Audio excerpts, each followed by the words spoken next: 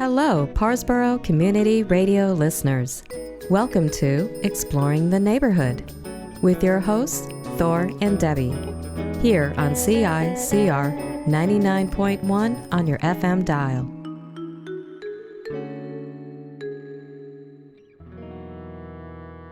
We'd like to thank Kanza as the sponsor for our show.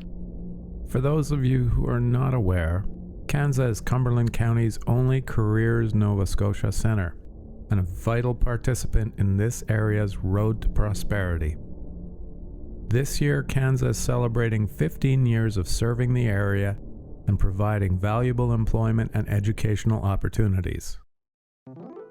Our goal for Exploring the Neighborhood is to take you on a series of half-hour adventures that include road trips, candid interviews, and commentaries. We'll focus on the area's homegrown businesses, unique landmarks, and emerging talent. We're hoping to shine a well-deserved light on the local endeavors that promote eco-friendliness and self-sufficiency.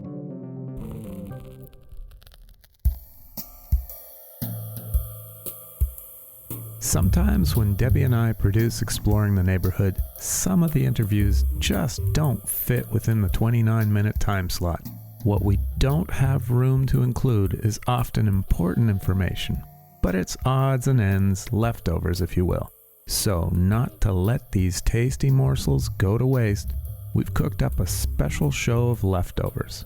Sometimes leftovers taste even better. Let's start this episode with the business struggles of Dale Fehr, who owns and operates Flying Colors Gallery and Retreat in Maccan.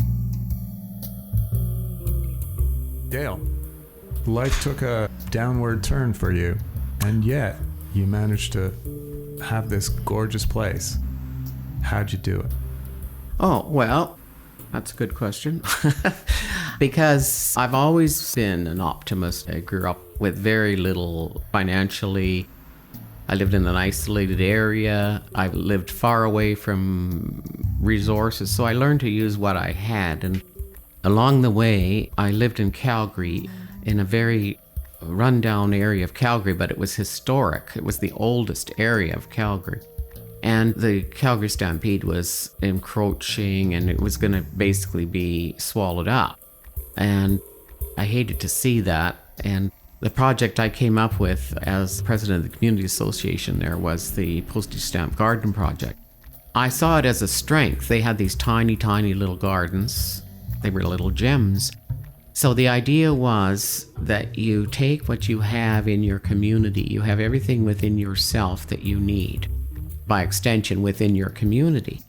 And I just was lucky enough there that they were going to give a grant to a community, and she liked my idea enough to go ahead, and we involved every person in the community from the oldest to the youngest. We involved the autistic people in the community because there was an autistic school. And my idea was to take two things that you normally don't put together.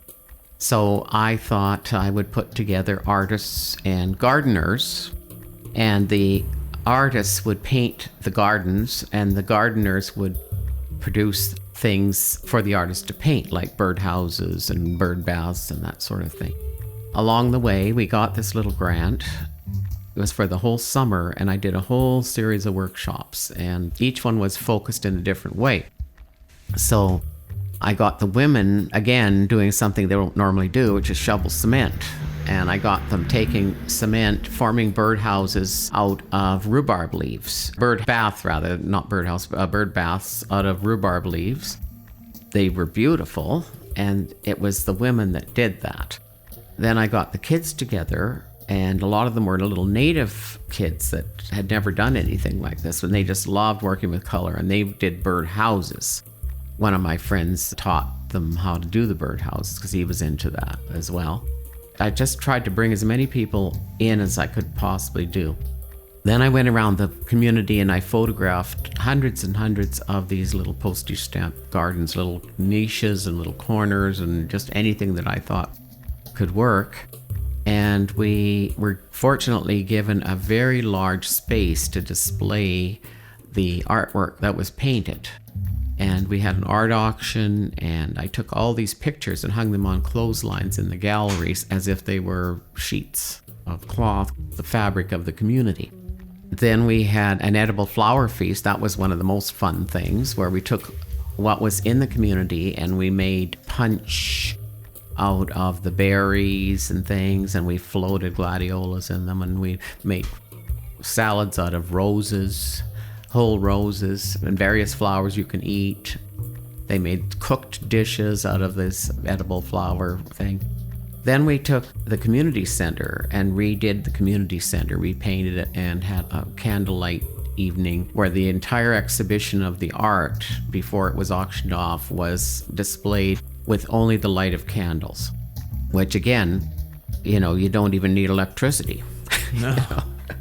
I'm listening to this and I'm realizing we have all this potential here as well. Well, of course, everybody does. It's what you do with what you have. And once you start looking around, it's more a matter of attitude and creativity. And like I said, one of the ways of sparking that is to take two things that don't normally go together and you make them go together. That's one of the best ways I find of creating something new, because you're creating something that didn't exist before. And you're bringing together two client bases, which may normally not. Exactly, yes. You're bringing together people that normally don't work together, shaking up old thought patterns, shaking up all kinds of things, and repositioning it like a kaleidoscope. When you turn the kaleidoscope, you get a whole different picture each time. I like that.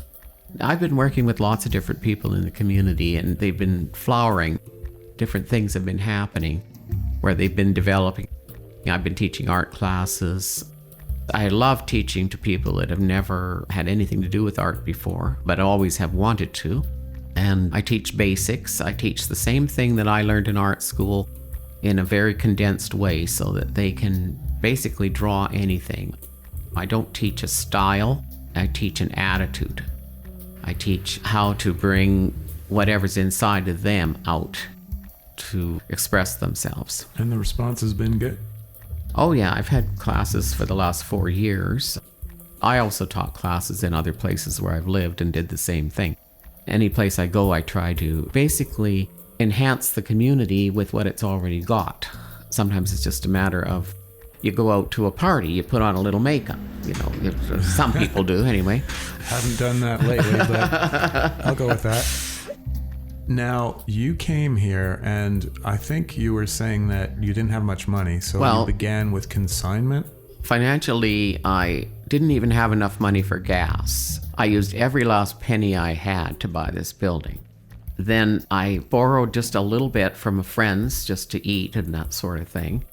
Paid that back and started selling things like antiques and art and various things and building it up. And then these consignment people came in, and that enlarged the variety, and that became a thing. And then the classes brought in a little bit of money. And as most people in the Maritimes do, they have multiple sources of income because you sort of have to. But you think of it as a palette. They're all related to each other. So I also brought in the books that created like a third business after the art and the antiques.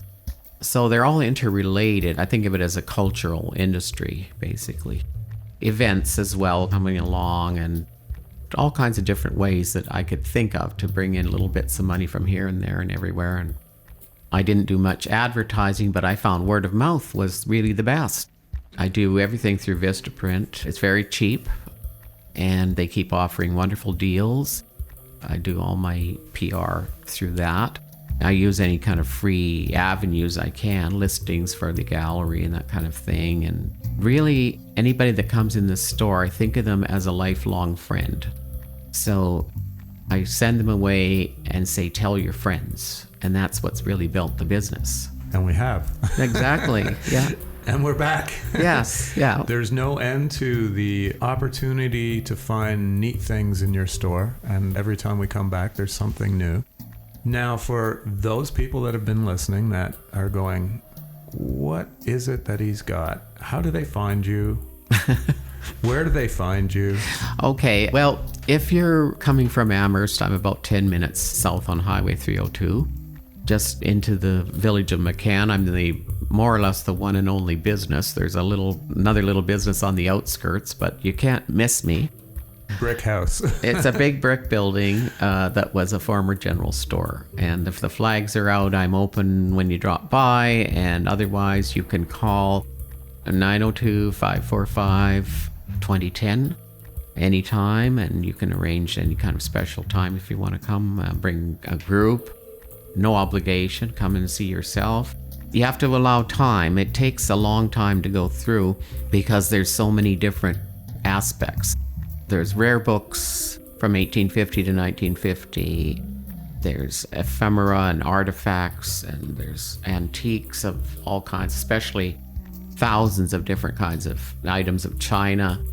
There are retro things, art, all different types of art, antique art, contemporary art, crafts, things for the man cave. Now, do you have a website? Yes, I have a website. It's www.flyingcolorsgalleryandretreat, spelled out, .com. And do you deal on eBay? No, I don't deal online other than I do have a Facebook page under Flying Colors and also under Dale Fehr. And that is another extension. It's a sort of inspirational page. I put all kinds of things on there, old antique cars and things to do with the garden and funny things, and a fun kind of a website. Ladies and gentlemen, when you're out exploring the neighborhood, drop by Dale's. The door is usually open, and if not, he's got the sign saying closed. You too can end up in Flying Colors. Oh, you could. Well, Dale, thank you so much for taking the time to talk with me. Most welcome. Next up, Shannon of Broadford Farm in River Hebert provides some great advice and highlights the unique opportunities for the youth of this region. A quick update on Broadford Farm. Brian and Shannon have recently added a flock of over 30 ducks.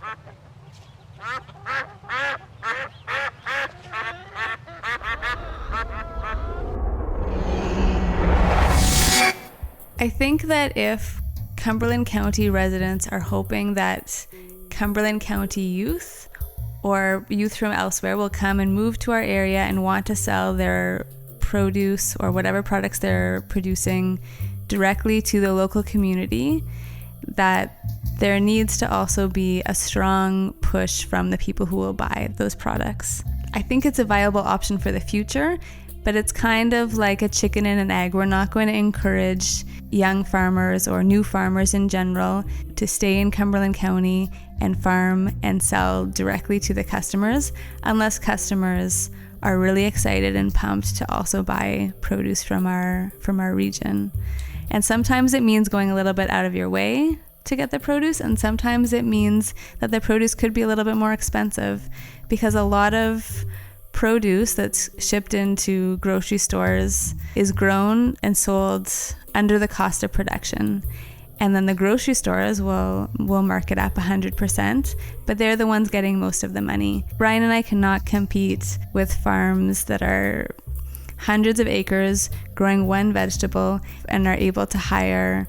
We can't compete with food grown all over the world and shipped in. We really need to sell directly to our customers in order to make the full amount, and for people to realize that there's a lot of costs associated with the food system as it is now that aren't being paid for, like cost to the environment, cost to communities, cost to individuals, that we're hoping to provide as ecological goods and services.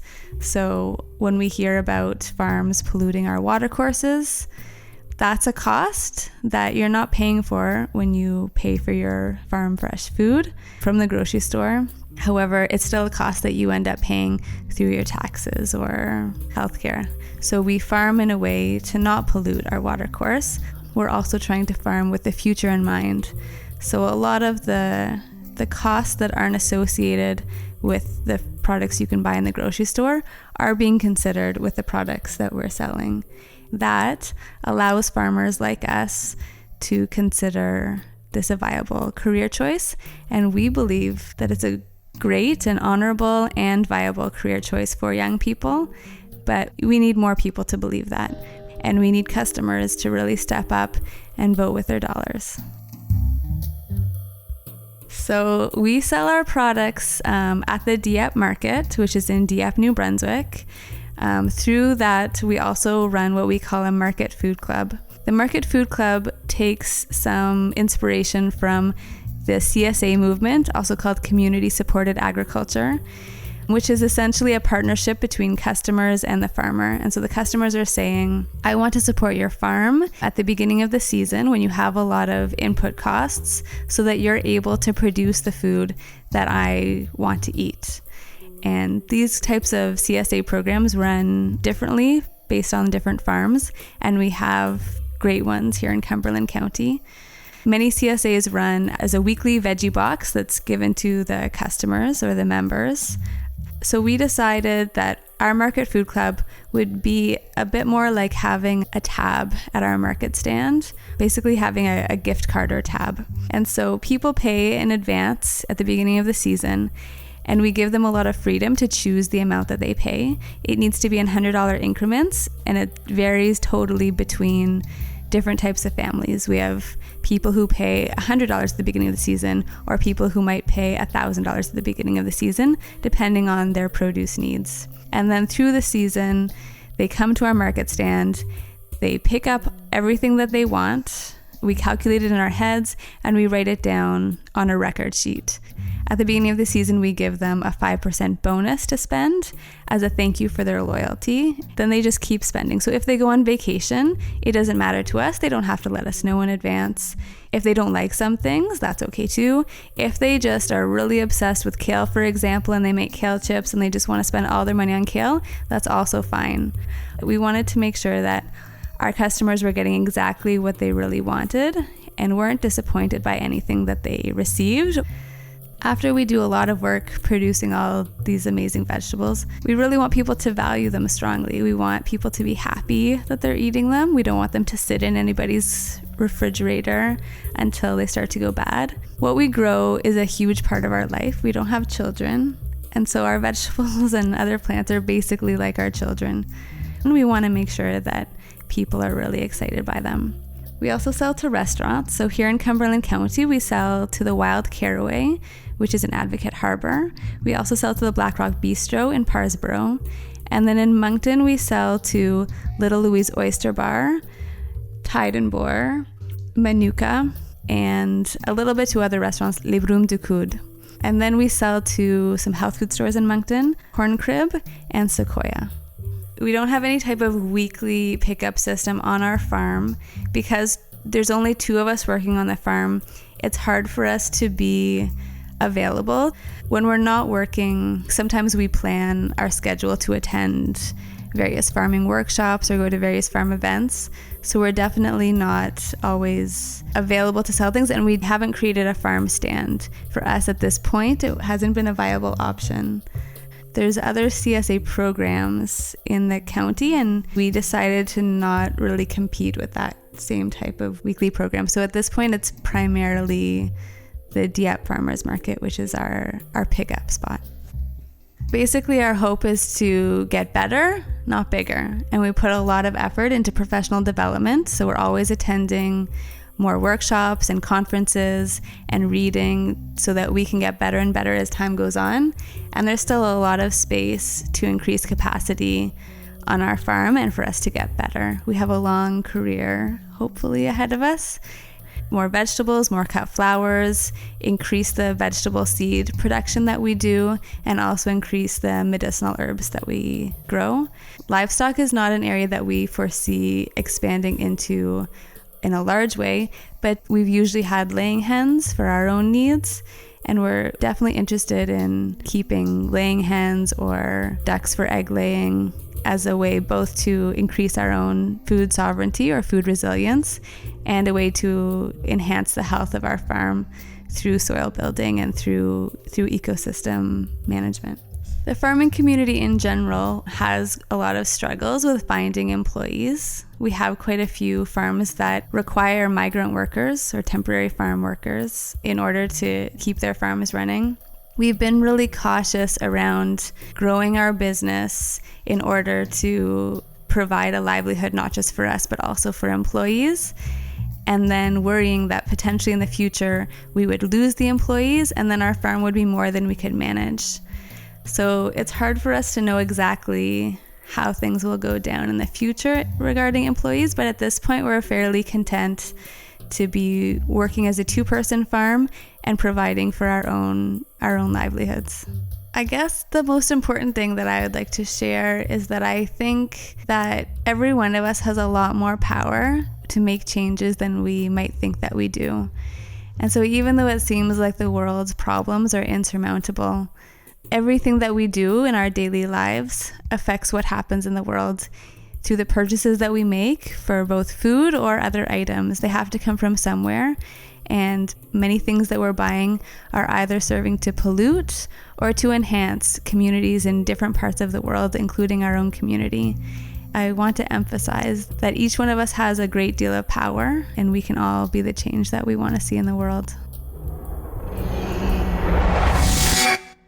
We'll end this episode with Eleanor Crowley of the Oxford Capitol Theatre, filling us in on the summer fun planned for the Oxford area. And what about this river that you got running through Oxford? Do you ever do anything with that? Actually, there are two. Two? There's the River Philip, goes down through here. Okay. And that is huge fly fishing river. And there's actually salmon that spawn in this river as well. It's a very important river. And then we have the Little Black River that comes down in behind Oster Frozen Foods and empties into the River Philip. Okay, that one I haven't seen before. Where does that one hide? Right across the bridge there, the town hall, just that bridge, that's Black River. Oh, that's Black River. Yes, this is River Philip, is the other one across Water Street. Okay. Well, Water Street crosses it. Right, because I see the River Philip one out near River Philip, right? Yes, okay. yes, and goes all the way up to Collingwood. Oh, okay. Yes, or that area. All I don't always get my names right, but anyway. Come to Oxford for fishing and the theatre and planting gardens. Yes. And what else have we got here? We got shooting range up Black River Road. Yeah, you do. And you have a strawberry something or a blueberry. We have a strawberry festival, and I believe that is second weekend in July. I'm not good with numbers, so I'm a poor one to ask these things. Second weekend in July, on a Saturday, there is a strawberry run. And the walking club, of which I'm a member, we look after the stations on the run, and I don't run. Just putting that out there. And that is in the morning, I believe, from 9 o'clock on. It's usually done by 11. And then they have kind of a street festival with vendors and things for sale and food as well. And we close off a section of the street for that. And usually there's a little musical entertainment, and it's quite a morning. Got a weird question, being an outsider and everything. Go with a weird question. You got a strawberry festival, but aren't you the blueberry capital of Canada? Well, that's kind of why we went to the strawberry thing. Everybody talks about blueberries, and we grow the best strawberries you've ever eaten anywhere. And I've tried them in a lot of different places. So you should be the strawberry capital. Our strawberries are the best ever. So you should be the strawberry Well, capital. that's what Kent and Cindy thought. So that's why they were the idea. We should have a strawberry festival, and Cindy talked about that for a number of years. So Don Thompson took the bull by the horns and organized a strawberry festival. So that's what we have here, is a strawberry festival. So the town flag's red, white, and blue. Well, I never thought of that, but you could be right, yes. White for the snow. Yes, yeah, no. Red for strawberries, blue for blueberries. Yes, and rivers. Yeah. Yes, because we got rivers. We got another little river down further, too, but I forget what it's called. Can't know all the stuff. All right. Is there anything else you want to add? Anything else I want to add? Well, I don't know. Is anything I want to add or not? We have a nice ball field over here. We have a Lions Park up there and Salt Lake, and that's a kind of a rare thing. You don't have too many inland lakes that are actually salt lakes. Okay, tell me about that, because that sounds strange to me. I've never heard of that. It's the only one that I know of. And somebody will jump up and say, oh, I know one too, but that's all right. It's the only one I know of, the one up here. And it's the local swimming hole, like in some places they would have an aquatic center. We don't need one. We got Salt Lake. And how'd the salt get there? It's been there. Something in the ground, I guess. We learned about it in geography, and I'm sorry, Bruce Hunter, I forget. He was our geography teacher. There's sulfur springs in back, too, so that accounts for that aroma you will get sometimes. I close my nose. Yes. At certain times of the year, we get quite an aroma when you're coming down Main Street, but that comes from the sulfur springs out back. Okay, so it smells like Jacksonville, Florida. Yes. Well, I've never been to Jacksonville, Florida, but I'll take your word for that. Yes. Smells like sulfur. Yes. Well, we get that here, yeah. Smells like yes. Yeah, it's got the salt, too. Yes. And, but it's the little lake in back that actually has the smell. Okay. The first one you come to coming into town, the one on this side, the Lions over the years have, cultivated's the wrong word, but they've emptied the lake. We have a flume, is that the right word, that comes out of it and underneath the highway and empties into the River Phillip. I'll go with that. And they emptied it, not last summer, I think the summer before last, and cleaned it and took everything out of it, and then opened up the other end of it and filled it up again. That's where all the kids swim, and they have swimming lessons there every summer. And they have a really nice playground they put in there made of that recycled rubber. Right. That stuff's awesome. I wouldn't mind having that in the house. This is the place across from Timmy's, right? Yes. Everything is in relationship to Timmy's. Yes, wherever Across Tim's the street is. from Tim's. Yes. Well, Okay. Eleanor, thank you so much for spending time with me. I appreciate Well, it. thank you for asking. And all of those listeners, come on down to some of the events that are happening in the Oxford Capitol Theatre. It's a beautiful place, gorgeous history, and sounds great. Very good. Thank you very much. And everybody's welcome. And Eleanor will turn the fan off when you come. Maybe. Unless it's winter or too hot in summer. Yes. Well, thank you very much. Okay, time has run out. If you'd like to contact us, our email is scotiaheritageproductions@gmail.com. When it comes to local business, arts, crafts, and entertainment, we'll try our best to provide a global perspective on our community and remind listeners that where one regularly chooses to spend their money is often much more powerful than the occasional vote at the ballot box.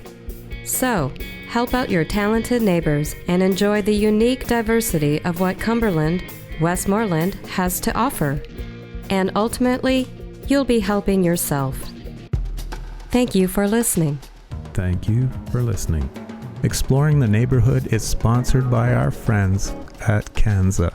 So, tune in next week for another episode of Exploring the Neighborhood with your hosts, Thor and Debbie, here on CICR 99.1 on your FM dial.